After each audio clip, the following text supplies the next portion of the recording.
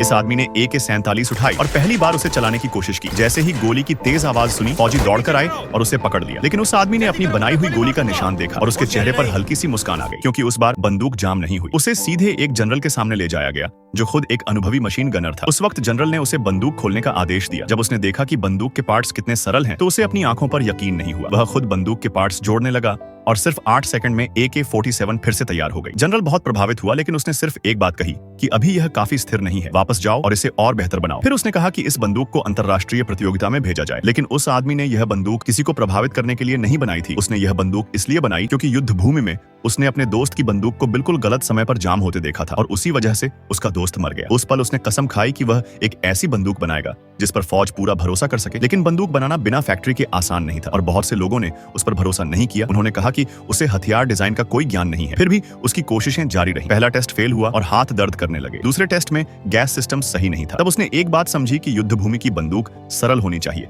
क्योंकि सरलता का मतलब भरोसा होता है। उसने अपनी सोच बदल दी और बंदूक को और ज्यादा सरल बना दिया। प्रतियोगिता के दिन सभी बंदूकें मिट्टी में डुबोई गई। उसने बंदूक उठाई, सीधा निशाना लगाया और फिर बंदूक को फुल ऑटो मोड पर लगा दिया। लेकिन निशाना पूरी तरह स्थिर रहा। यह देखकर सब हैरान रह गए और उसी पल सबको समझ आ गया कि एक नया लीजेंड पैदा हो चुका है। उसने प्रतियोगिता जीत ली। बंदूक का बड़े पैमाने पर उत्पादन शुरू हुआ और आज दुनिया में 1.2 बिलियन से ज्यादा AK-47 मौजूद है, जो इसे दुनिया की सबसे ज्यादा इस्तेमाल होने वाली बंदूक बना चुकी है।